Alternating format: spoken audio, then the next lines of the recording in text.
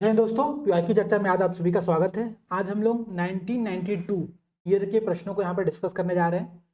I hope कि आप लोग साथ साथ में कमेंट सेक्शन में हमारे आंसर्स का यहाँ पर रिप्लाई करते चले होंगे, क्योंकि इससे क्या होगा कि आप लोग भी यहाँ पर प्रॉपर पार्टिसिपेट कर पाओगे। ठीक है, दूसरी बात 1990 देखो, हम लोगों ने थोड़ा डिले से इसलिए स्टार्ट किया, मतलब 1991 से इसलिए स्टार्ट किया है। मुझे भी पता है आप लोग 2010 से आगे का तो पढ़ दोगे। दिक्कत है इधर का, और इधर बहुत फैक्चुअली क्वेश्चंस बन के आए हैं जिनकी क्वेश्चन में कन्वर्ट होने की संभावना बहुत ज्यादा है। इसके लिए इसको कराना बहुत जरूरी था। तो चलिए सर, स्टार्ट आप करिए या मैं करूँ? मैं स्टार्ट करता हूँ। पूछिए। आप मुझे ये बताइए कि प्रारंभिक गणतंत्र, मैं कुछ गणतंत्र का नाम बताऊंगा, ठीक है, आपको बताना है कि वो किसका, वहां पर कौन व्यक्ति था, मतलब ठीक है, कौन संघ था। ठीक है, आप बताओ। कुशीनारा मल्लों का शासन था। मल्लों का था, ठीक है, वेरी गुड। वैशाली लिच्छवियों का। लिच्छवी। आप मुझे बता दो एक और, केसपुत कलाम। कलाम। केस से केस कलाम। खुद खुद अब्दुल कलाम क्यों फेमस थे? उनका केस और अजीब से वो था ना, ये हाँ। चंद्राकार टाइप का था।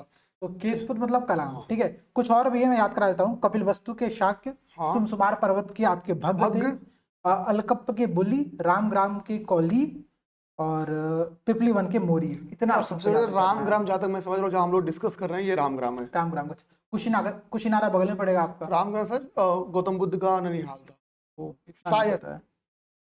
ठीक है, चलिए अगला मेरा प्रश्न है आपसे कि हिंदू विधि के द्वारा, according to the Hindu law, what was the estimated tax, कितना कर होना चाहिए? देखिए, हिंदू विधि के अनुसार कितना टैक्स होना चाहिए, इसका ऑप्शन देने की जरूरत नहीं है, आप सब कमेंट भी करना। चाणक्य ने अपने अर्थशास्त्र में लिखा है के बारे में 1/6।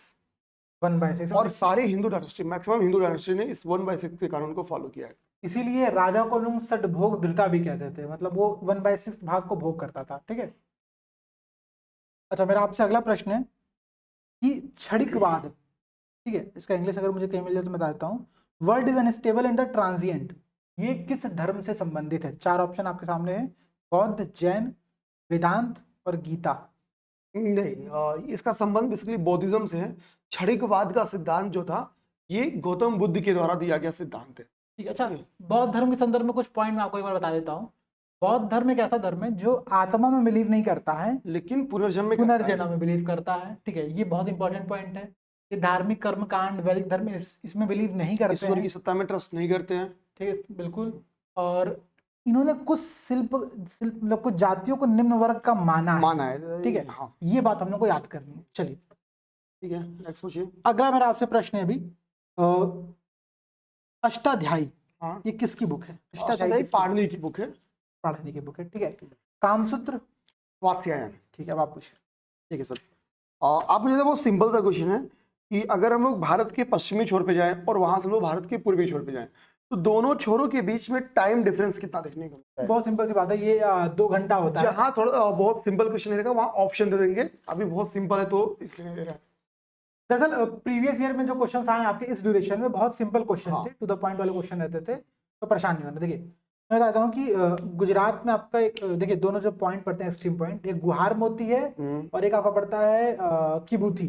ठीक है, किबूथी और गुहार मोती के मध्य 30 डिग्री लॉन्गिट्यूड का डिफरेंस आता है। ठीक है, तो 30 डिग्री लॉन्गिट्यूड का मतलब होगा एक लॉन्गिट्यूड होता है आपका 4 मिनट के बराबर, तो 4 × 30 120 मिनट हो गया आपका, तो 2 घंटे के 2 घंटे के बराबर हो गया। ठीक है, आप मुझे नेक्स्ट सर ये बताओ कि जो आपका नासिक है, ये किस रिवर के किनारे स्थित है?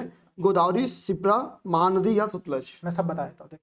नासिक गोदावरी के किनारे है, उज्जैन क्षिप्रा नदी के तट पर है, कटक महानदी के तट पर है, और सतलज के तट पर शायद आपका लुधियाना है। लुधियाना सर। आप वो माइक वाला देखते हैं। ओके, सही याद दिलाया। ठीक है, निम्न में से अरब सागर में गिरने वाली नदियां कौन सी हैं? कुछ रिवर्स का नाम बताना जो अरबियन सी में गिरती हैं। गोदावरी, ताप्ती, कृष्णा, महानदी, इनमें से कौन गिरती है? मैपिंग तो मैंने करा है, नर्मदा, ताप्ती, माही, साबरमती, इन सब नदियों को इधर लेते हैं। सिंधु, ये सब अरब में, ये बस भारत की नहीं है, भारत की ही है। ठीक है, प्रायद्वीपीय नदियां हैं। सर्वोत्तम किस्म का संगमरमर कहाँ पाया जाता है? सिंह भूमि में, जैसलमेर में, जबलपुर में, या सर मकराना में? एक ही लोगों का नाम ध्यान आता है हमको, मकराना। ठीक है, मकराना। यानी मकराना की अच्छी विशेषता ये है कि ताजमहल इसी से बना है। ठीक है, मरकाना नहीं, मकराना, ध्यान रखना। नेक्स्ट नेक्स्ट है सर कि कुछ मैं वृक्षों के टाइप का नाम दे रहा हूँ, ये वृक्ष टाइप किस एरिया में पाए जाते हैं ये बताना है।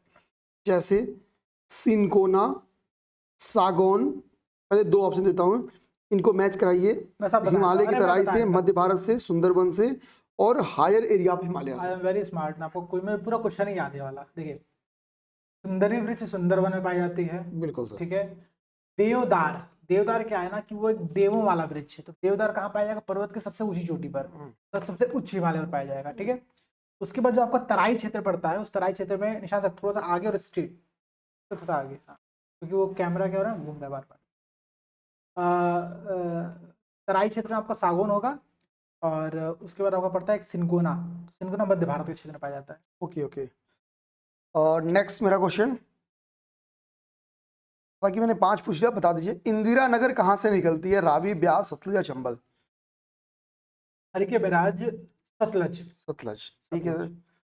नेक्स्ट आप पूछिए, 6 क्वेश्चन मैंने पूछ लिया। अच्छा, ये क्वेश्चन कमेंट सेक्शन के लिए है। अभी हमने डिस्कस किया था एक सिंचाई परियोजना बजट के अंतर्गत, ठीक है, मुझे उसका नाम याद होगा, पोलावरम सिंचाई परियोजना थी।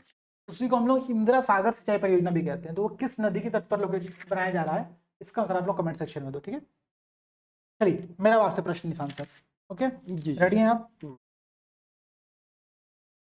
ये बताइए, सिंधु सभ्यता के लोग लोहे से परिचित थे। आप मुझे पूछा ये सही है या नहीं सही है? बस, हाँ। ध्यान देना, देखिए लोहे का ज्ञान सिंधु सभ्यता में नहीं था, आपको कोई टूल्स नहीं मिलेगा। लोहे का प्रथम बार प्रयोग आपके लेटर वैदिक पीरियड में होता है। यही रीजन है कि अत्यधिक उत्पादन होगा, नगरीकरण का बसाव होगा, द्वितीय नगरीकरण की क्रांति होगी। पहली नगरीकरण की क्रांति कब हुई? हड़प्पा पीरियड में। Very good. मतलब सिंधु घाटी सभ्यता कांस्ययुगीन सभ्यता थी, इतना ज्ञान नहीं याद करना था, ठीक है, टू द पॉइंट चलना है। चलिए, ओके, अब आप मुझे बताइए सर, विक्रम संवत का प्रारंभ कब हुआ था और किसने किया था? बिल्कुल सर, किसने किया था ये लोग कमेंट करते हैं। 57 ईस्वी में आपका विक्रम संवत की शुरुआत हुई थी। पेपर में एक्चुअली जिस साल ये क्वेश्चन बन गया था उस ऑप्शन में 57 है सर 57 ईसा पूर्व। अरे ये गड़बड़ा गया, 57 ईसा पूर्व गड़बड़ा। Yes, good, I like that. गड़बड़ा ठीक है, देखिए मैं फिर से क्लियर कर दे रहा हूँ। 57 ईसा पूर्व में राजा विक्रमादित्य के द्वारा, जो उज्जैन के राजा थे, उन्होंने इस विक्रम संवत को प्रारंभ किया था। हम लोग जो संवत, हमारा जो राष्ट्रीय संवत है वो क्या है? शक संवत, 78 AD वाला, ठीक है। चलिए, आप मुझे बताइए निशान सर कि दिनार कौन सी मुद्रा थी? दिनार वही मुद्रा जो आप खरीद नहीं सकते हैं। स्वर्ण मुद्रा की चांदी की मुद्रा? नहीं नहीं नहीं, चांद सा मुखड़ा, मतलब चांदी का वो था रूपक, ठीक है, रूप से मुखड़ा चेहरा, ठीक है। और दिनार है गोल्ड। जो क्या, बुद्ध की खड़ी प्रतिमा किस काल में बनी मतलब? तो बौद्धिज्म की प्रतिमाएं आपको बेसिकली कुषाण काल में, क्योंकि कुषाणों का जो पकड़ था वो मथुरा में भी था, लाहौर वाले बेल्ट भी था, तो मथुरा से इनकी प्रतिमाएं मिली हैं, खड़ी प्रतिमाएं। Very good. चलिए, अब मेरा आपसे प्रश्न है कि मुद्रा राक्षस के लेखक कौन है? मुद्रा राक्षस, तो राक्षस बहुत विशाल होते हैं, यानी विशाखादत्त।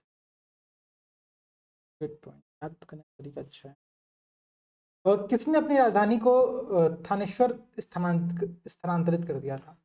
थानेश्वर ने स्थानांतरित था, थानेश्वर से कन्नौज स्थानांतरित। थानेश्वर से कन्नौज स्थानांतरित कर दिया था, बताइए। देखिए कभी कभी आगे प्रश्न गलत भैया, होता है। वर्धन डायनेस्टी के ये शासक थे, नाम था इनका हर्षवर्धन। इनकी बहन का नाम था राजश्री।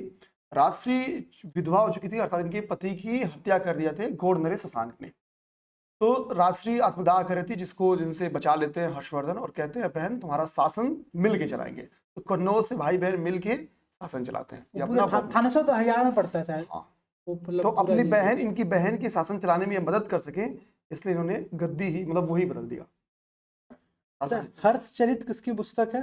हर्षचरित, देखो हर्षचरित ये वाणभट्टी के क्या बाणभट्ट की, इसी में उल्लेख मिलता है। चलिए, नाम में हर्ष होने के कारण लोग हर्षवर्धन समझ लेते हैं, हाँ, लेकिन हर्ष की चरित्र हर्ष के ऊपर बुक लिखी गई है, तो उनका कोई दरबारी कवि लिखेगा। दरबारी कवि थे वाणभट्ट। ठीक, चलिए, वेरी गुड। आपसे मेरा लास्ट प्रश्न है अभी के लिए।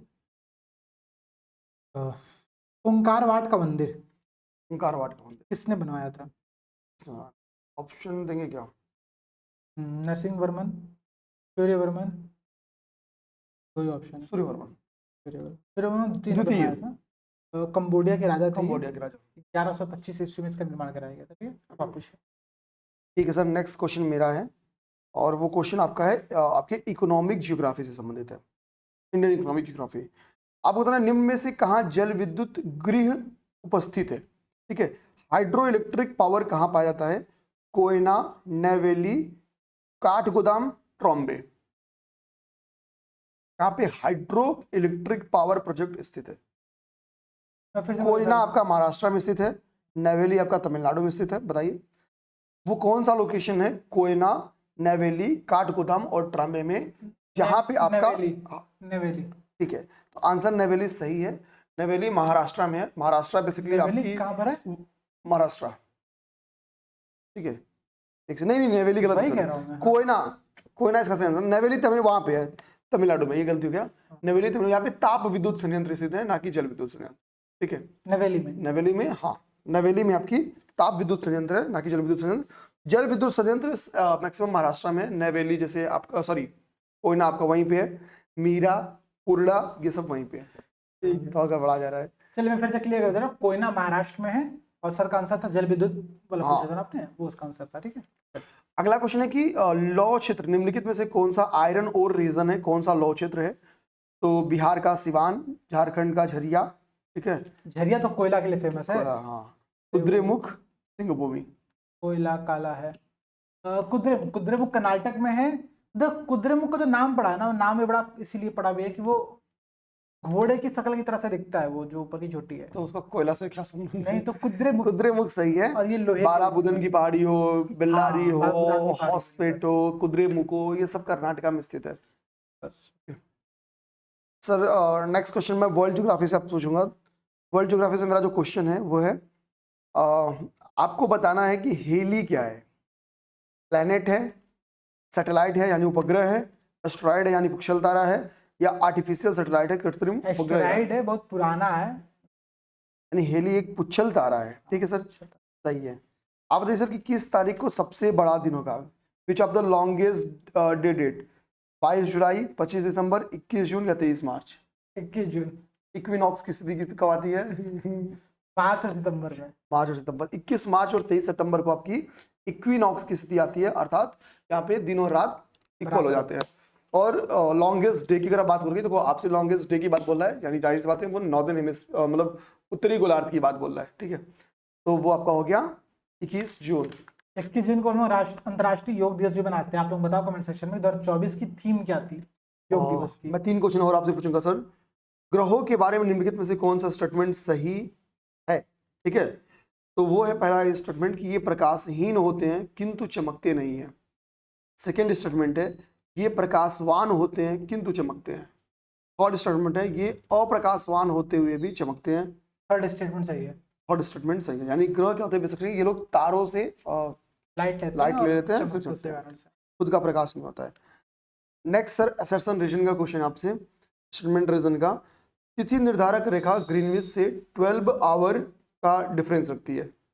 ठीक है, तिथि निर्धारक रेखा ग्रीनविच से 12 घंटे का। ठीक है, सही बात है। तिथि निर्धारक रेखा 180 डिग्री देशांतर पर स्थित है। ठीक है, सही है। क्या क्या करता है? हाँ। करता है, सही है। ओके,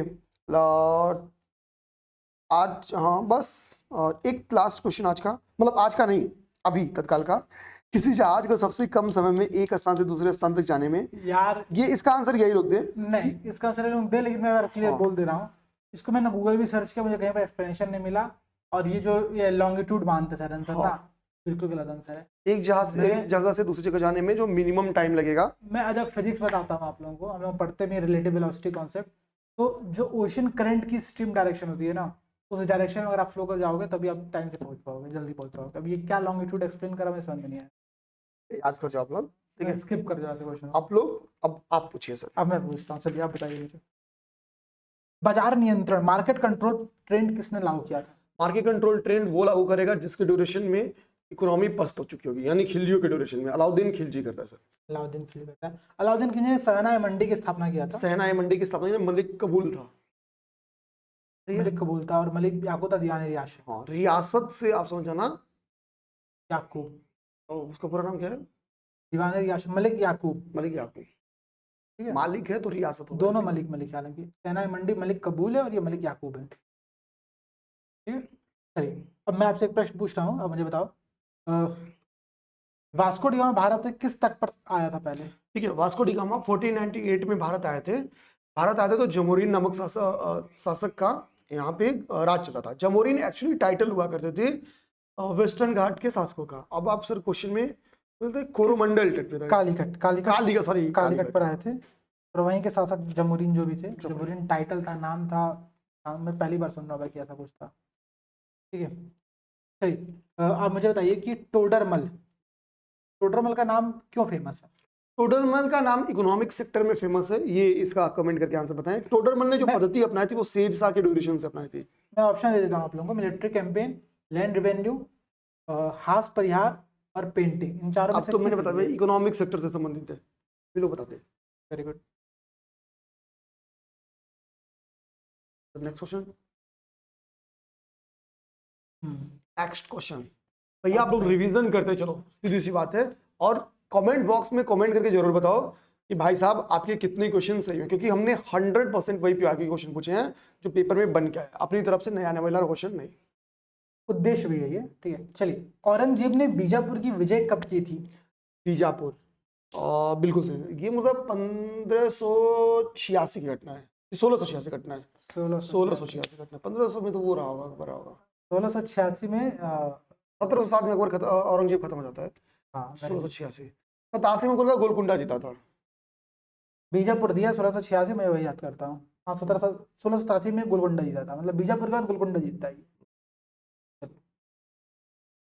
अच्छा, कल की क्लास में हमने एक क्वेश्चन पूछा था कि उपनिषदों का जो फारसी में अनुवाद किया था दारा शिकोह ने शिर ए अकबर के नाम से, वो किसके शासन काल में किया था? आंसर, उसका आंसर देंगे? हाँ, कल की क्लास में मैंने क्वेश्चन पूछा था, उसका आंसर होगा आपका शाहजहां, क्योंकि शाहजहां का लड़का है दारा शिकोह। दारा शिकोह बहुत योग्य था, संस्कृत और फारसी दोनों का बहुत बड़ा ज्ञानी था, पढ़ा भी था। और लेकिन बात वही है कि योग्य हार गया। नहीं। चलिए ठीक है। शेर शाह सूरी का मकबरा कहाँ पर है? शेर शाह सूरी, सासाराम। सासाराम, बिहार के सासाराम में है। ठीक है, अकबर का मकबरा कहाँ पर है? सिकंदरा। ठीक है, इसमें ध्यान रखिए आप लोग, क्वेश्चन में दो विकल्प थे, एक आगरा भी था और एक सिकंदरा भी था। ठीक है, तो दोनों अगर रहेगा तो सिकंदरा मारना है, अगर सिकंदरा नहीं रहेगा तो आगरा मारना है। ठीक है, ठीक है, क्लियर? बिल्कुल। पूछिए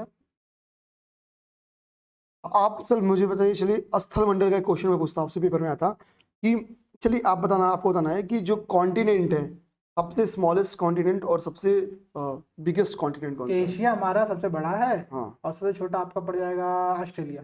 ऑस्ट्रेलिया। ठीक है, राइट सर। अगला मेरा जलमंडल से क्वेश्चन है, ठीक है, हाइड्रोस्फीयर से। वो क्वेश्चन को कह रहा है कि बड़े बांध बनाने का विरोध किया जाता है, जो लार्ज डैम्स बनाए जाते हैं उसको अपोज किया जाता है। रीजन क्या है? जनसंख्या के विस्थापन की समस्या उत्पन्न होती है इस रीजन से, प्राकृतिक असंतुलन पैदा होता है इस रीजन से, अत्यधिक धनराशि व्यय होती है, ठीक है, इस रीजन से, या इससे कुछ विशेष लाभ नहीं रह गया है इस रीजन से। देखिए इस क्वेश्चन में आपको दो तीन बातें बोलूंगा। सिंगल टिक है। हाँ सिंगल टिक में इसलिए बहुत क्लियर बता रहा हूँ कि ये बड़ा बांध पूछा है स्पेसिफिक तौर पर। ठीक है, छोटे बांध से भी विस्थापन होता है, बड़े बांध से विस्थापन होता है, लेकिन अंतर क्या है कि बड़ा बांध जो होगा वो प्राकृतिक असंतुलन पैदा करेगा। ठीक है, भूकंप की संभावना है वो ज्यादा बढ़ जाती है। तो कहीं गलती से डैम टूट गया तो गलती से क्या तो टूटता रहता है। चले खत्म, चलिए पैसा आ जाओ। ठीक है, नेक्स्ट। तो ये लोग बताएं, अभी साबरमती में एक रिवर बहुत न्यूज में आई है, जो रिवर क्रोकोडाइल्स के लिए जानी जाती है, और उसमें बाढ़ आ गई है, जिसका रीजन क्या है कि सैकड़ों मगरमच्छ क्या हो गया कि साबरमती मतलब गुजरात में रोड पे आ गया है, रोड पे टहल रहा है। वो रिवर कौन सी है? मुझे लग रहा है पेपर में क्वेश्चन बन के आ सकता है, अगर अभी पेपर बन रहा होगा तो। बताइए, कमेंट सेक्शन आप लोग बताइए। हाँ, ठीक है। नेक्स्ट सर मेरा क्वेश्चन है, उच्च दाब क्षेत्र से भूमध्य सागर की तरफ अगर आप जाते हैं, ठीक है, यानी हाई प्रेशर एरिया से अगर आप मेडिटेरेनियन सी की तरफ चलने वाली जो हवाएं होती हैं, जो विंड्स हैं, उनको क्या कहते हैं? पछुआ पौने, व्यापारिक पौने ट्रेड विंड्स, मानसून पौने मानसून विंड्स, या समुद्री पौने सी विंड्स। मेडिटेरियन सी से जो भारत की तरफ पवन आती है, ध्यान रखिएगा, उसको हम लोग कहते हैं वेस्टर्न डिस्टर्बेंस, मतलब पछुआ विक्षोभ। ठीक है, लेकिन प्रश्न पूछा है कि हाई प्रेशर जोन से मेडिटेरियन सी की तरफ आने वाली पवनों क्या कहेंगे? तो हाई प्रेशर जोन से जो उसकी तरफ आ रही वो होती है ट्रेड विंड, और यही ट्रेड विंड आगे चल करके आपकी वेस्टर्ली डिस्टर्बेंस में कन्वर्ट हो जाती है। ठीक है, तो दोनों बात ध्यान। नेक्स्ट क्वेश्चन सर, स्वेज नहर किन दो सागरों को मिलाती है? ठीक है, रेड सागर और दूसरा ये लो बता दे। मेडिटेरियन सी। ठीक है, चलिए सर, ये भी बता दिए, बढ़िया बात है। ठीक है, और स्वेज नहर का राष्ट्रीयकरण कब किया गया? मिस्र द्वारा इसका राष्ट्रीयकरण सर, तो 1956 में इसका राष्ट्रीयकरण किया गया था। आजकल कुछ भी क्वेश्चन बना दे रहा तो तैयार है ना। स्वेज नहर का अगर आपसे पूछे निर्माण कब किया गया था, तो 1869 में, 1869 याद कर जाना है। और 1956 में इस शहर का इसका राष्ट्रीयकरण किया गया। वोल्गा नदी सर कहाँ गिरती है? वोल्गा नदी कहाँ गिरती है? कैस्पियन सागर में गिरती है। कैस्पियन सी में। ऑप्शन में था रेड सी, कैस्पियन सी, ब्लैक सी, मेडिटेरियन सी। वोल्गा नदी आपकी रसिया की रिवर है, ये दिमाग में रखना है। यूरोप की सबसे लंबी रिवर है ये। नेक्स्ट, वल्दाई की पहाड़ियों से इसका उद्गम होता है। पेपर में आपसे कभी क्वेश्चन पूछते कि वोल्गा रिवर का उद्गम कहाँ होता है, तो वल्दाई की पहाड़ियों से इसका उद्गम होता है। सर नेक्स्ट क्वेश्चन, और अभी मेरी इस बारी का लास्ट क्वेश्चन, आपकी बारी है। स्वेज नहर बनाने से भारत में पश्चिमी देशों की दूरी कम हो गई, यानी दूसरा क्वेश्चन भी स्वेज कैनाल पे था। सेकेंड है कि मतलब असर्शन रीजन का क्वेश्चन है। दूसरा रीजन है स्वेज कैनाल भूमध्य सागर को लाल सागर से जोड़ती है। सही है, दोनों सही है। कथन करके व्याख्या करता है, बिल्कुल करता है। तो हो गया। मुझे लगता है एक बार प्रश्न ये पूछा हुआ है कि कितना किलोमीटर कम हुई है डिस्टेंस। ठीक है, 7000 किलोमीटर लगभग। हाँ, तो वो एक बार आप लोग देखिएगा उसका आंसर। ठीक है, चलिए अब मैं पूछता हूँ निशांत सर, जल्दी जल्दी बताइएगा। मैं कुछ बुक्स के नाम दे रहा हूँ, आपको उनके राइटर के नाम बताना है। ठीक है, young India, Gandhi, Gandhi young. ठीक है, new India, Annie Besant. New Indian animation. ठीक है, केसरी और मराठा। केसरी मराठा दोनों तिलक जी का है। मराठा इंग्लिश में लिखी गई, केसरी मराठा में लिखी गई। तो मराठा में नहीं, ध्यान रखना है। ठीक है, अच्छा, India means freedom. Abul Kalam Azad. ठीक है, वेरी गुड। अब आप मुझे बताओ कि, हाँ चलिए, आप मुझे बताइए कि मुस्लिम लीग की स्थापना किस ईयर में की गई थी? 1906 में। 1906 में किया। आगा खान के द्वारा। किस, वो कौन सा ड्यूरेशन है जब मुस्लिम लीग और कांग्रेस के मध्य यूनिटी चल रही थी? बिल्कुल सही बात है। 1916 में जो पैक्ट होता है, जिसको हम लोग कहते हैं लखनऊ पैक्ट। लखनऊ पैक्ट में ना केवल गरम दल नरम दल का मिश्रण हुआ था, इसमें इन लोग का भी मिलन हुआ था, मतलब मुस्लिम लीग का और इनका। तो 16 में तो नजदीक है। असहयोग आंदोलन के बाद से जब गांधी जी वापस रहते तो स्थिति टूट जाती है, मतलब इनके बीच की दूरी बढ़ जाती है। तो 1916 से लेके 22 तक इनके बीच में संबंध अच्छे थे। ओके, ये हो गया। अब आप मुझे बताओ, स्क्रीन भी सर देखते रहेगा माइक वाला। हाँ ठीक, डराइए मतलब मुझे से। मैं आपको 4 मूवमेंट दे रहा हूँ। पहला मुझे बताओ, कूका आंदोलन कब हुआ था, कौन इसके मुख्य नेतृत्व करता था? 1840 में इस अराउंड हुआ था, 67 तक शायद चला था ये। दो पर्सनालिटी बड़ा इंपॉर्टेंट रखते हैं, ज्यादा मैं समझ रहा हूँ। भगत जवाहर मल इसके प्रणेता रहे हैं। राम सिंह भी थे, राम सिंह को पकड़ के फिर जेल में भेज दिया गया था। तो यहाँ तक सही है सर।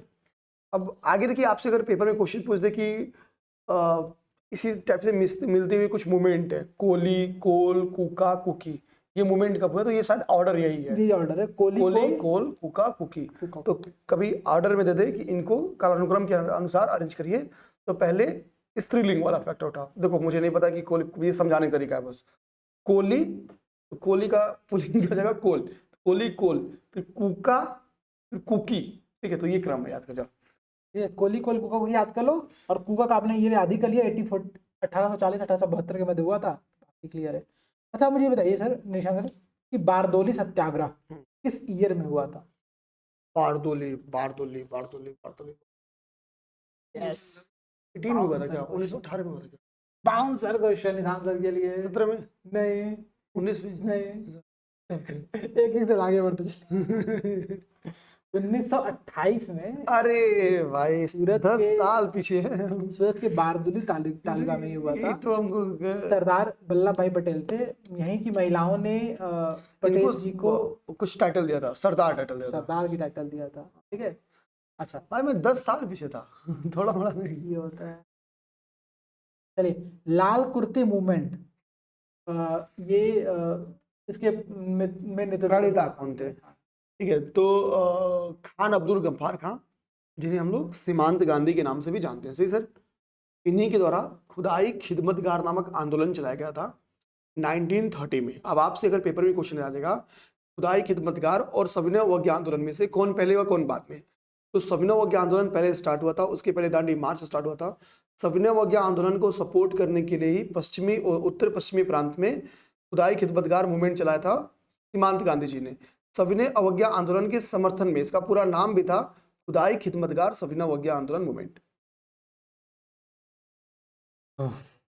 ऐसी इंफॉर्मेशन। चलिए अब मुझे बताइए, दो स्टेटमेंट दे रहा हूँ, ठीक है। पहला स्टेटमेंट ये है कि गांधी जी ने दांडी मार्च किया था।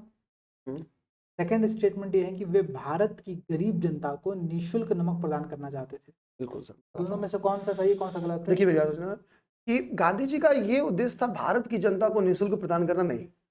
गांधी जी ने दांडी मार्च, बिल्कुल सही बात है कि नमक कर पहुंचे थे 6 अप्रैल को और नमक उठा के नमक कानून तोड़ देते। एक्चुअली क्या था कि एक समान रूप से तटीयवर्ती क्षेत्र से लेके इंटरनल इंडिया तक में ब्रिटिश गवर्नमेंट ने टैक्स लगा दिया था। गांधी जी का ये था कि ये टैक्स हटना चाहिए क्योंकि नेचुरली मिल रहा है, तो मुफ्त नहीं। मतलब भाई अब देखो तटवर्ती लोग उत्पादन करें तो मेहनत तो उनका जा रहा ना, अब फ्री में बांट दोगे तो उनकी मेहनत का रुपया कौन देगा? उनका था कि वो लगना चाहिए, गवर्नमेंट जो टैक्स लगा रही है सरप्लस वो नहीं लगना चाहिए। मतलब अभी जो गवर्नमेंट टैक्स लगा रही होगी वो टैक्स नहीं लगना चाहिए था? अभी टैक्स लगाती है कि नहीं लगाती? अरे वो लोग ज्यादा लगाते होंगे यार ये तो गलत बात है, मतलब बाद में लेकिन हाँ यहीं पे एक चीज और ऐड करा देता हूँ। जब गांधी अरविंद पैक्ट हुआ है 5 मार्च 1931 को, तो ये जो नमक कर की बात है ये केवल तटवर्ती क्षेत्रों के लिए छोड़ दिया गया था। नमक टैक्स केवल तटवर्ती क्षेत्र के लोगों को फ्री कर दिया गया कि भाई आप उत्पादन कर सकते हो, बाकी पे टैक्स लगेगा। अच्छा, एक प्रश्न आप लोगों के लिए, सविनय अवज्ञा आंदोलन या फिर सिविल डिसोबीडियंस मूवमेंट किस डेट को स्टार्ट हुआ था? इसका आंसर आप लोग कमेंट सेक्शन में देना है, ठीक है। कंफ्यूजन यहीं पर होती है, मैं बहुत क्लियर बता दे रहा हूँ। इसका आंसर आप लोग कमेंट सेक्शन में बताइए कि वो किस डेट को स्टार्ट हुआ था। ये पीआईक्यू में प्रश्न पूछा भी गया है, ठीक है। चलिए और लोग प्रश्न पे शिफ्ट होते हैं आगे से। निशान सर, एक प्रश्न आपके लिए और रहेगा अभी।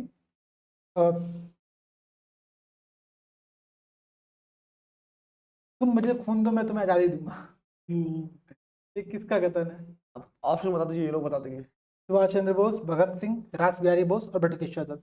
सिंपल सी बात है, पहला ऑप्शन सुभाष चंद्र बोस जी का ही कथन था, ठीक है। बहुत इसमें लॉजिक नहीं, चलिए आप पूछिए। ठीक है। और नेक्स्ट मेरा जो क्वेश्चन होगा आपसे वो पॉलिटी का क्वेश्चन होगा। पॉलिटी से सर आए हैं कुल 10 के करीब में क्वेश्चन, 10 नहीं 12। 1 लगातार पूछे 12 क्वेश्चन आप। 2 3 5 6 7 8 9 सब बाउंसर लिखा 10 11 क्वेश्चन मैं आपसे लगातार पूछूंगा। 11 में कौन सा तो गलत करना है? 11 क्वेश्चंस। आप बताओ भैया, मौलिक अधिकारों का संरक्षण, गार्जियन ऑफ फंडामेंटल राइट किसे कहा जाता है? Supreme court. सुप्रीम कोर्ट, ठीक है। तो अनुच्छेद 13 में कहा गया कि संविधान मूल अधिकारों की कार्यपालिका और विधानों दोनों की कार्रवाई के विरुद्ध ये बात नहीं है, ठीक है। आर्टिकल 32 और 226 में भी कुछ बोला गया है, हाई कोर्ट में 226, ठीक है। आते हैं अब हम लोग। नेक्स्ट क्वेश्चन है, राष्ट्रपति और उपराष्ट्रपति की अनुपस्थिति में कौन राष्ट्रपति का कार्यभार संभालेगा? यानी अगर प्रेसिडेंट और वाइस प्रेसिडेंट अब्सेंस है तो भैया कौन ऑफिस ऑफ प्रेसिडेंट देखेगा? Chief justice of India. Chief justice of India देखेंगे, ठीक है। नेक्स्ट क्वेश्चन है कि जो गवर्नर है, जो राज्यपाल है, किसके प्रति लायबल है, उत्तरदायी है? प्राइम मिनिस्टर, प्रेसिडेंट, विधानसभा, चीफ मिनिस्टर? प्रसाद पर्यंत होता है राष्ट्रपति के। राष्ट्रपति के उत्तरदायी हैं, ठीक है। 5 साल का कार्यकाल होता है, हालांकि प्रसाद पर्यंत है, तो समझ जाना बात, ठीक। आगे बताइए सर कि राष्ट्रपति के उम्मीदवार के लिए क्या आवश्यक नहीं है? क्या आपका पढ़ा लिखा होना जरूरी है? भारत में ये सब कल्चर थोड़ी है, भारत ठीक में है। ये अलाउड नहीं होती। यानी कोई जरूरी नहीं है, ठीक है। कि राष्ट्रपति पढ़ा आप पढ़े लिखे हैं तो भी राष्ट्रपति हैं, हमारे राष्ट्रपति सारे राष्ट्रपति पढ़े लिखे हैं। आप नहीं पढ़े लिखे हैं, 9वीं फेल भी है तो भी आप राष्ट्रपति बन सकते हैं।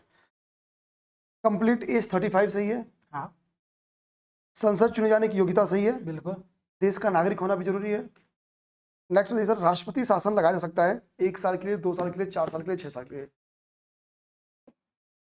अधिकतम 1 साल, 2 साल, 4 साल, 6 साल, इनमें से कोई नहीं। इनमें से कोई नहीं। वही कंफ्यूज हो गया। देखिए मैं क्लियर करता हूँ, राष्ट्रपति शासन का कॉन्सेप्ट क्या है कि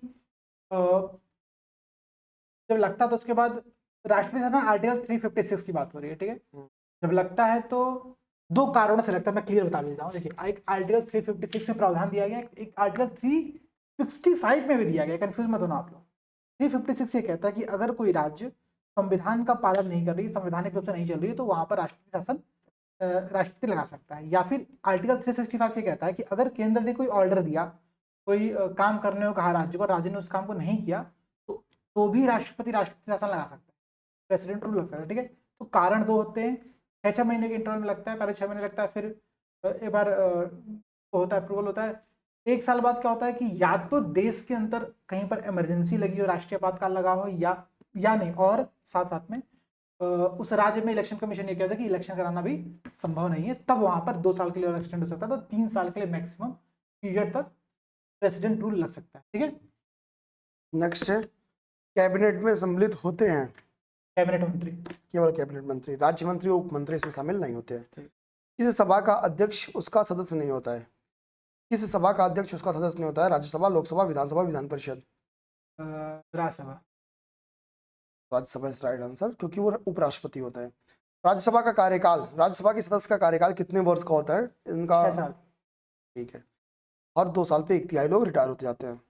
ठीक है, यह धन विधेयक है, इसका डिसीजन कौन करेगा? Who decide?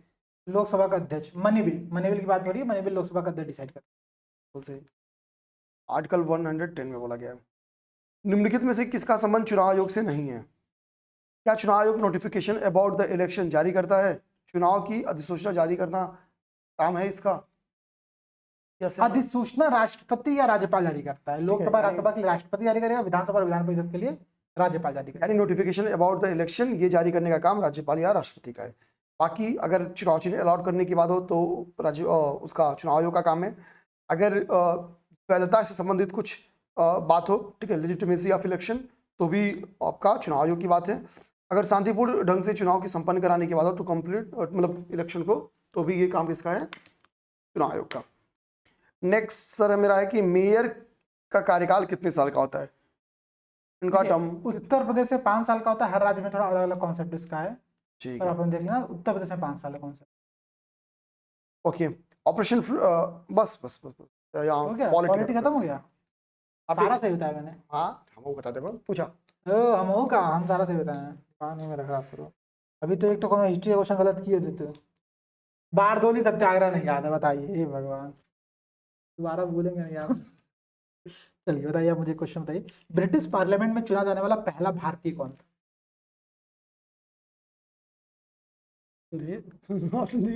अरे दिमाग का नाम है यार, जो वो grand old man of India बोला जाता है उनको, दादाभाई नौरोजी। ठीक है। 3 टाइम कांग्रेस के अध्यक्ष थे।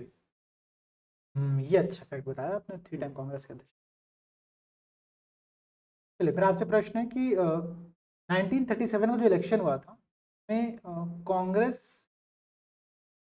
को किस प्रांत में पूर्ण बहुमत नहीं मिला था? भैया 5 राज्य में पूर्ण बहुमत था। वो था उड़ीसा, उत्तरी प्रांत, सॉरी संयुक्त प्रांत, मध्य प्रांत, बिहार और शायद बंगाल। नहीं, बंगाल नहीं था, एक कोई में से छूट रहा है, मद्रास छूट रहा है। देखो इसके बाद से पंजाब में इनको नहीं मिला था, पंजाब में नहीं थी, ठीक है। लेकिन जब गवर्नमेंट इन्होंने 1937 में बनाया था तो 6 जगहों पर बनाया था। एक जगह जाता मैं समझ रहा हूँ मुंबई या कोई था, सर सही है, वहां पे इन्होंने चूंकि बड़ी पार्टी के तौर पे कांग्रेस थी तो गठबंधन सरकार बना दी थी। ठीक है, इसके अलावा देखिए बंगाल, पंजाब और सिंध, इन तीनों जगहों पर मुस्लिम लीग ने किसी और के साथ मिलकर सरकार बनाई थी। ठीक है, यूनियनिस्ट पार्टी जगह पर कहीं पर थी, जगह पर कहीं कांग्रेस कह रहा हूँ, कोई किसान प्रजा पार्टी थी जगह पर, मिलकर उन्होंने सरकार बनाया था। चलिए, ये स्टेटमेंट अच्छा है, मतलब मुझे बिलीव नहीं होता है क्यों है। My ultimate aim is to wipe out the tears from the eyes of the every person. मेरा अंतिम उद्देश्य प्रत्येक व्यक्ति की आंखों से आंसू को पोंछना होगा। यह कथन किसका है? छोटे नेहरू। छोटे नेहरू। अब मुझे बताइए कि हिस्ट्री खत्म हो गया, पूछिए आप, पॉलिटी पूछिए। पॉलिटी तो पूछ लीजिएगा, अब तो पूछूंगा साइंस। निशान सर अब तो असली मजा आएगा। चलो, कल भी मैंने पूछा था, फिर से मैं पूछ रहा हूँ, क्वेश्चन बहुत इंपॉर्टेंट है तो ध्यान से सुनिएगा आप लोग।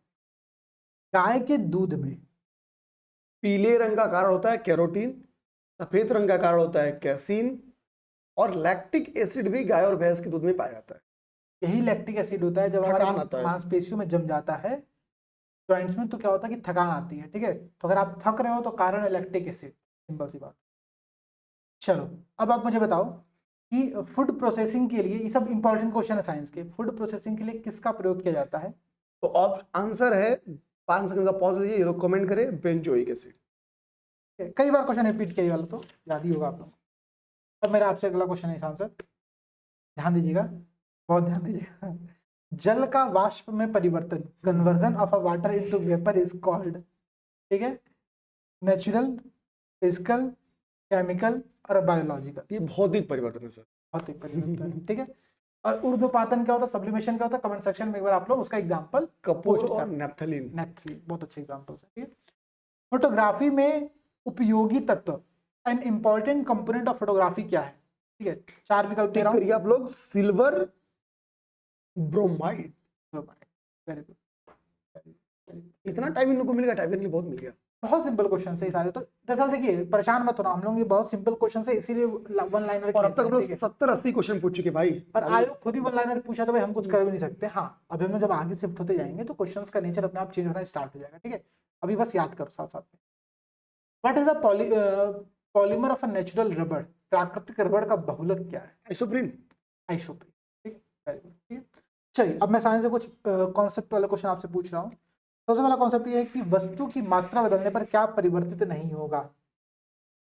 ऑप्शन दो, आयतन, भार, द्रव्यमान, घनत्व, वॉल्यूम, घनत्व पे इम्पैक्ट नहीं पड़ेगा सर। वॉल्यूम, वेट, मास और डेंसिटी, ठीक है। सिंपल सी बात है, आप कितना भी क्वांटिटी ले लो भाई, 1 किलो आटा लो, 2 किलो आटा लो, 3 किलो आटा लो, घनत्व थोड़ी चेंज होगा। चेंज क्या होगा? उसका वॉल्यूम चेंज होगा, उसका मास चेंज होगा, उसका द्रव्यमान चेंज होगा, ये सब चेंज हो जाएंगे, ठीक है। अब मुझे बताओ कि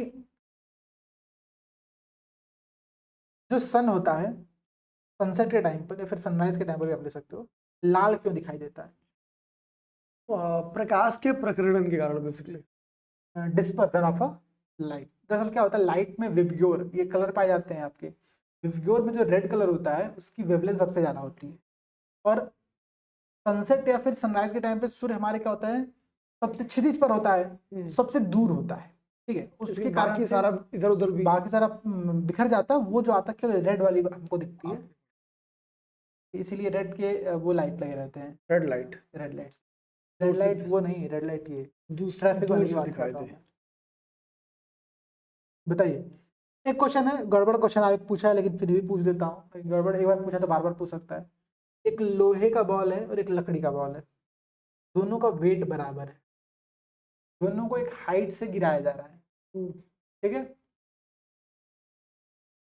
क्या रिजल्ट आएगा? पृथ्वी पर दोनों एक साथ गिरेंगी, एक पहले गिरी एक बाद में गिरेगी, लकड़ी की गेंद बाद में गिरेगी, कह रहा है कि दोनों कुछ अंतराल में गिरेंगे। एक साथ करेंगे। हैं? एक साथ करेंगे। क्यों? कभी आप ट्राई करके देखोगे? सर मास का कोई इम्पैक्ट नहीं पड़ता ना कुछ ऐसा तो कुछ। अरे ये क्वेश्चन बहुत गड़बड़ है, समझिए बात को। अगर हम रियल लाइफ में जाएं करने इस बात को तो क्या होगा कि एक रेजिस्टेंस होगा, एयर रेजिस्टेंस लगेगा, ठीक है। क्योंकि लकड़ी के बॉल का वेट बराबर है तो उसका वॉल्यूम ज़्यादा होगा, वॉल्यूम जब ज़्यादा होगा तो उस पर एयर रेजिस्टेंस ज़्यादा लगेगा। लोहे के बॉल पे एयर रेजिस्टेंस कम लगेगी, उसकी डेंसिटी बहुत ज़्यादा है, तो बहुत छोटा सा बॉल होगा आपको ये वेट को इक्वल करने के लिए, ठीक है? तो बहुत तेज से गिर जाएगा, ये तो धीरे धीरे। बट ठीक है, यहाँ पर ऐसा माना है कि हम निर्वात की कंडीशन मान रहे हैं। आंसर ही एक्सप्लेन किया कि निर्वात की अवस्था वैक्यूम में, क्वेश्चन पेपर में आंसर नहीं था, ठीक है। बट ठीक है, चलिए अगला क्वेश्चन है। एक जहाज है, एक शिप है, जहाज मतलब पानी वाली जहाज, ठीक है, नदी से समुद्र में प्रवेश कर रहा है, क्या इम्पैक्ट पड़ेगा उसके लेवल पानी पर? में सैलिनिटी होता है मतलब सी वाटर में, तो घनत्व थोड़ा ज्यादा होगा, जब जाएगा तो ऊपर उठ जाएगा। तो वो कौन सा फोर्स लगता है यार, कौन सा फोर्स लगता है वो? पता नहीं, नहीं, अरे वो किसी का नियम था ना भाई तैरने उड़ने वाला जो नियम कमेंट होता है सेक्शन ना में भाई। बताओ। हाँ अरे भूल गया यार, मुझे ये कैसे भूल सकता है। नीचे से एक वेट लगता है जो पानी का वॉल्यूम वहां से हटता है, उसको एक फोर्स लगा रहा होता है, ठीक है। उसको बड़ा नाम देते हैं उसको, फोर्स का नाम कैंसिल, आंसर याद करिए ठीक है। ऊपर उठ जाएगा जहाज, ठीक है। चलिए आपसे मेरा एक अगला प्रश्न है कि हवाई जहाज से यात्रा करते समय, ध्यान रखना ये फाउंटेन पेन की बात कर रहा है, फाउंटेन पेन से स्याही निकल जाती है, क्यों, क्या कारण है? वायुदाब कम होता है। जब ऊपर जाते हैं तो वायुदाब कम होता है, तो कम होता है तो चूंकि जो पेन यहाँ पर बना है, इस पेन का नहीं, फाउंटेन पेन का स्ट्रक्चर ऐसा होता है कि भाई इस टेम्परेचर, इस प्रेशर को सह ले, वहां पर प्रेशर मेजर नहीं कर पाता, ठीक है। आंसर खत्म हो गया आपका, सारा बता दिए। सब बोला सर का। आजा तो से इकोनॉमी पूछा था, ठीक। ऑपरेशन फ्लड का संबंध है दूध। केंद्र सरकार निम्नलिखित में से कौन सा टैक्स नहीं लगा सकती है? गिफ्ट टैक्स या एंटरटेनमेंट टैक्स? गिफ्ट लगाती है, एंटरटेनमेंट टैक्स नहीं लगाती है। और नेक्स्ट बताइए आप मुझको कि भूमि विकास बैंक यानी लैंड डेवलपमेंट बैंक का कार्य नहीं है, निम्नलिखित में से कौन सा कार्य सत्य है? सत्य है बता कि दीजिए। नहीं है? है बता दीजिए महाराज, आप नहीं बता नहीं पाएंगे। To provide long term loan to the farmers, यही सही है। क्या होता है कि दीर्घकालीन ऋण किसान कृषकों को उपलब्ध कराना। सही है। लॉन्ग टर्म के लिए लोन उपलब्ध कराती है। एक क्वेश्चन आप बताइए, लास्ट क्वेश्चन इकोनॉमी का। भारतीय रिजर्व बैंक के संदर्भ में निम्नलिखित में से कौन सा कथन सही नहीं है? यह सभी प्रकार के नोट जारी करती है। 1 रुपए का नोट नहीं जारी करती, नहीं केंद्र जारी सरकार करती जारी है। करती है। ठीक है। किस आयोग के हिसाब से इसका गठन हुआ था? हिल्टन कमीशन थी। 1 अप्रैल 1935 को इसका गठन हुआ था। 1949 में इसका राष्ट्रीयकरण किया। हिल्टन कमेटी 1926 में आई थी। तो इकोनॉमी भी हो गया। इकोनॉमी के बाद से आप बता दीजिए परमाणु रिएक्टर क्या है सर? परमाणु बम निर्माण स्थल है, भारी पानी का तालाब है, यूरेनियम 238 का उत्सर्जक है, आणविक भट्टी है। आणविक भट्टी। अब बताइए पेनिसिलिन का संबंध निम्नलिखित में से किससे है? Madam Curie. Fleming. Alexander Fleming. Madam Curie का संबंध किससे है? रेडियम। रेडियम। ठीक है। भाई मैडम क्यूरी को बहुत नोबेल पुरस्कार मिला, मतलब बहुत 2-3 तो मिला हुआ है, इनके घरों के लोगों को एक नोबेल पुरस्कार मिला हुआ है। तो मुझे लगता है सर अब हो गया है। हो कैसे गया? मैं अभी 1-2 क्वेश्चन पूछूंगा। अच्छा था, एक क्वेश्चन कोई ढूंढ ले दीजिए, बहुत अच्छा था। कोई नहीं किया यार यहाँ। चलिए बताइए, कमेंट सेक्शन में आप लोग बताओ जल्दी से, कमेंट सेक्शन में बताओ दादा साहब फाल्के पुरस्कार 2021 का किसको मिला रिसेंट में, ठीक है? खत्म करते हैं। तो प्रीलिम्स की टेस्ट सीरीज हमारी चल रही है, जितने लोगों ने अभी तक ज्वाइन नहीं किया है ज्वाइन कर लीजिए आप लोग जल्दी जल्दी। उसका डिस्कशन कब से स्टार्ट हो रहा है निशांत सर? सितंबर में स्टार्ट करेंगे। सितंबर आ गया। 10 क्लास बननी है अब तो, सितंबर आ गया तो। सितंबर आ गया। 30 अगस्त आ जाए। बस 10 दिन बाद से स्टार्ट कर देंगे। 10 दिन बाद नहीं, जल्दी स्टार्ट कर दीजिएगा, ठीक है? हाँ डिस्कशन देखो, जो वादा किए यार वो वादा निभाएंगे, ठीक है? धोखा नहीं है, विश्वास रखो, ठीक है? तो टेस्ट ज्वाइन कर लीजिए आप लोग, करिए उसको। कोई समस्या हो तो कमेंट सेक्शन में मैसेज डालिए। ये पूरा सेशन कैसा लगा, कोई सुधार का आप लोगों को सजेशन हो, फीडबैक हो, जरूर दीजिए। मिलते हैं आप लोग से। कमेंट करके बताइए कितना क्वेश्चन आपका लगा, सबसे बड़ी ये जरूरी है। ठीक है, मिलते हैं नेक्स्ट क्लास में। जय हिंद, जय भारत।